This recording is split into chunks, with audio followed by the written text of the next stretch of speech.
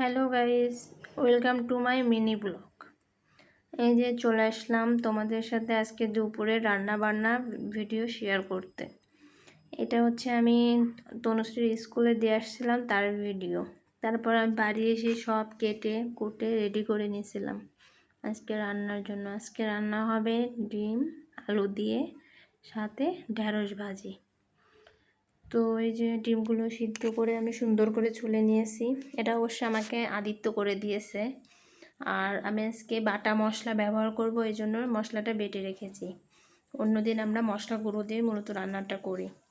তারপর আমি ঢেঁড়সটা ভাজি দিয়ে দিলাম কড়াইতে। তো এই যে দেখো ঢেঁড়সটা ভাজি হচ্ছে। ঢেঁড়সটা ভাজতে ভাজতে এদিকে আমি ডিমের মশলার জন্য পেস্ট রেডি করতেছিলাম। মশলাটা দিয়ে আর কি সব কিছু দিয়ে একসাথে পেস্ট করছিলাম যাতে রান্নাটা সুন্দর হয়। এই যে ডিমের আলুগুলো আমি সুন্দর করে ভেজে নিচ্ছি। অন্য সময় আমি কিন্তু এটা সিদ্ধ করে নিই, কিন্তু আজকে হঠাৎ কি মনে হলো তাই ভাজি করে নিলাম। এই যে ডিমগুলো ভাজি করে নিচ্ছি। আদিত্য ছিলতে ছিলতে 3টা ডিমের এক কর্নার উঠাই ফেলছে, এই কারণে আমি ওগুলো আলাদা ভাজি করছি। তো তারপরে আমি পেঁয়াজটা দিয়ে দিলাম। পেঁয়াজটা সুন্দর করে ভাজি করে নিয়ে মশলা দিয়ে কিছুক্ষণ কষিয়ে তারপর আমি নামিয়ে ডিমগুলো দিব, দেন আলু দিয়ে একটু কষিয়ে ঝোল দিয়ে নামিয়ে ফেলবো। এই যে রেডি আমার রান্না।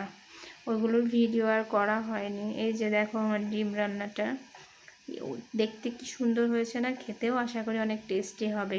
কালারটা দারুণ আসছে, জাস্ট ওয়াও। এই যে ভেন্ডি ভাজি, আর এগুলো হচ্ছে সকালবেলায় আলু পেঁয়াজ ভাজি করছিলাম।